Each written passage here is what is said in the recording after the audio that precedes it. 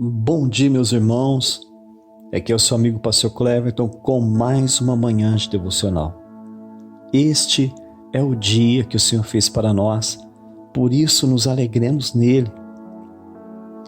Queridos, você já foi repreendido por alguém?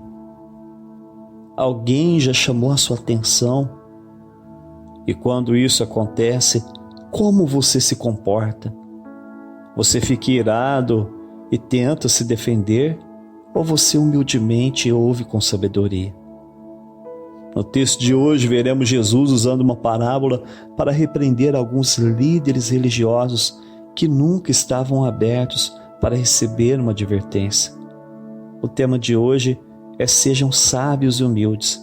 O texto é o livro de Mateus capítulo 21, do versículo 33 a 45. Queridos, ninguém é tão sábio que não tenha nada para aprender. E ninguém é tão tolo que não tenha nada para ensinar. Nós nascemos sem saber nada, vivemos aprendendo e morreremos sem saber tudo.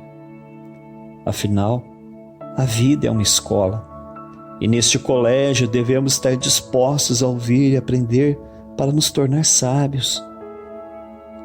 O rei Salomão certa vez disse que o tolo despreza a correção, mas o sábio a ama, pois ele sabe que é errando que se aprende.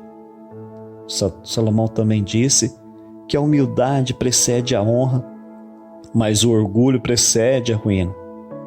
Ou seja, se quisermos colher os frutos da honra, devemos estar dispostos a ouvir com humildade e sermos corrigidos com atenção. Mas se nos acostumamos a viver em dificuldade, basta deixar o orgulho dominar o nosso coração, tampando nossos ouvidos durante toda a repreensão e advertência. É como se alguém estivesse gritando para nós: "Ei, tome cuidado, pois há um abismo enorme aí na sua frente." Os sábios ouvirão e certamente mudarão o seu percurso, mas infelizmente o tolo não dará ouvidos e seguirá na mesma direção e irá cair dentro do abismo. Certa vez Jesus contou uma parábola que era comum naqueles dias para poder ensinar uma verdade. Jesus, a contar essa parábola, estava advertindo alguns líderes religiosos de Israel contra o orgulho, contra a cegueira espiritual, contra a falta de sabedoria e humildade para poder parar e ouvir com atenção. Veja o que diz aqui em Mateus capítulo 21, do versículo 33 ao 39. Escutem outra parábola. Havia um homem, dono de terras, que plantou uma vinha. Ele colocou uma sebe, uma cerca em volta dela, construiu nela um lagar, edificou uma torre e arrendou a vinha a alguns lavradores. Depois ele foi embora do país. Quando chegou o tempo da colheita, o dono da vinha mandou seus servos aos lavradores para receber os frutos que pertenciam a ele. Mas os lavradores, agarrando os servos, espancaram alguns, mataram outros e apedrejaram ainda outro. O dono então enviou ainda outros servos em maior número e os lavradores fizeram a mesma coisa com eles. Por último, o dono da vinha enviou-lhes o seu próprio filho, pensando assim: "O meu filho eles respeitarão." Mas os lavradores, vendo o filho, disseram uns aos outros: "Ei, este é o herdeiro. Venham, vamos matá-lo e ficar com a herança dele para nós." E agarrando, lançaram ele fora da vinha e o mataram. Depois de Jesus contar a parábola, Jesus parou e perguntou aos sacerdotes judaicos o que o senhor da vinha deveria fazer com aqueles lavradores. Mateus 21, 40 e 41 diz assim: "Então, quando vier o dono da vinha, o que ele deverá fazer com esses lavradores?" E os religiosos responderam: Ele fará perecer horrivelmente aqueles malvados lavradores e deverá arrendar a vinha a outros lavradores que lhe entregarão os frutos no tempo certo. Queridos, para podermos interpretar qualquer parábola, primeiro nós devemos entender os seus símbolos, pois todas as parábolas são ricas em simbolismo. Por exemplo, nessa parábola, Deus Pai é o Senhor da vinha. Veja o que Deus diz em Jeremias capítulo 2, versículo 21. Eu mesmo a plantei como uma videira frutífera, da semente mais pura. Então como você se tornou uma videira brava? Israel aqui, como nós vimos aqui em Jeremias, representa a vinha, que no princípio era uma videira frutífera, mas por causa da rebeldia e idolatria se tornaram uma videira brava e infrutífera.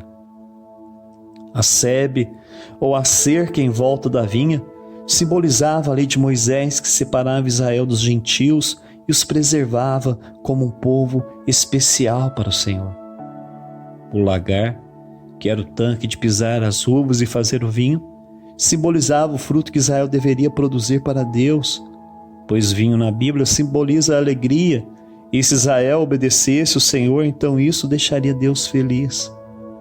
A torre representava o cuidado vigilante do Senhor com o seu povo.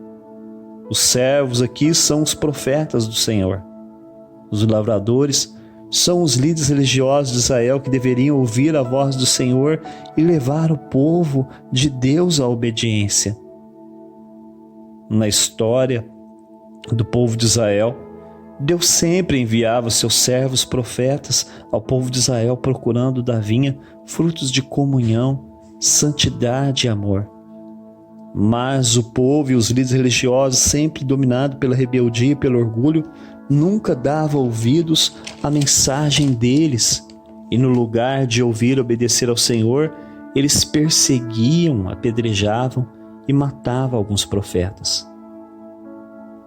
Então, por último, Deus Pai enviou seu próprio Filho Jesus até eles, dizendo assim: o meu filho eles respeitarão. Mas, infelizmente, os líderes judeus e o sumo sacerdote disseram: ei, este é o herdeiro, vamos matá-lo e ficaremos com a herança. Na realidade, eles fizeram isto porque pensavam assim: se nós deixarmos Jesus realizar esses milagres no meio do povo, então todos os judeus crerão nele e tentarão fazer dele o rei dos judeus. E se isso acontecer, o imperador romano virá até nós e tomará de nós o templo e a nação. E por isso eles rejeitaram Jesus como Messias, lançaram ele fora das muralhas de Jerusalém e o crucificaram no Gólgota. Quando o Salvador Jesus perguntou aos religiosos o que o dono da vinha deveria fazer com os lavradores, a resposta que eles deram condenava eles mesmos. Mateus 21, do versículo 40 ao 46, diz assim: quando, pois, vier o dono da vinha, o que ele deverá fazer a esses lavradores? E eles responderam: fará perecer horrivelmente aqueles malvados e arrendará a vinha a outro lavrador que entregarão os frutos no tempo certo. Então Jesus perguntou: vocês nunca leram e entenderam na Escritura que a pedra que os construtores rejeitaram, essa veio a ser a pedra angular? Isso procede do Senhor e é maravilhoso aos nossos olhos. Portanto, eu lhes digo que o reino de Deus será tirado de vocês e entregue a um povo que lhe produza o respectivo fruto. Todo o que cair sobre essa pedra ficará em pedaço, e aquele sobre quem ela cair ficará reduzido ao pó. Os principais sacerdotes e os fariseus, ouvindo essa parábola, entenderam que Jesus falava a respeito deles. E, embora quisesse prender naquele momento, tinha medo da multidão, porque eles acreditavam que Jesus era um profeta. Jesus citou a eles o Salmos 118, 22, que diz sobre a pedra angular. A pedra angular aqui representava o próprio Jesus, que é a rocha da nossa salvação. Os construtores representavam os líderes religiosos que não tinham nenhum lugar para Jesus em sua construção religiosa. Na verdade, eles colocaram Jesus de lado como se ele não tivesse nenhum valor. Mas, depois da sua morte e ressurreição, Deus deu a Jesus um lugar de honra. Ele foi feito a principal pedra angular que sustenta todo o edifício de Deus, que é a igreja. Jesus disse aos religiosos que, por rejeitá-lo, o reino de Deus seria tirado deles e seria entregue a um povo que o reconheceria como seu Salvador e que lhe traria muitos frutos.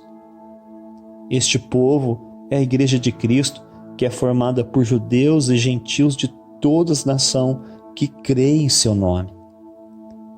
Queridos, só para concluir a mensagem de hoje nós aprendemos com Jesus que é preciso ter sabedoria e humildade para receber uma advertência. Notamos nessa parábola que os judeus rejeitaram o seu próprio Messias Salvador por causa do seu orgulho. Realmente Salomão estava certo ao dizer que o orgulho precede a ruína, pois na história diz que no ano 70 depois de Cristo, a terra de Israel foi invadida e completamente destruída pelo Império Romano. Mas Salomão também disse que a humildade precede a honra. E realmente isso é verdade, pois todo ser humano, seja judeu ou gentil que somos nós, se alguém humildemente der ouvidos ao Evangelho de Jesus Cristo e crer com o coração que Jesus é o seu único e suficiente Salvador e confessar com a sua boca, certamente ele será salvo e participará com Cristo do reino eterno de Deus.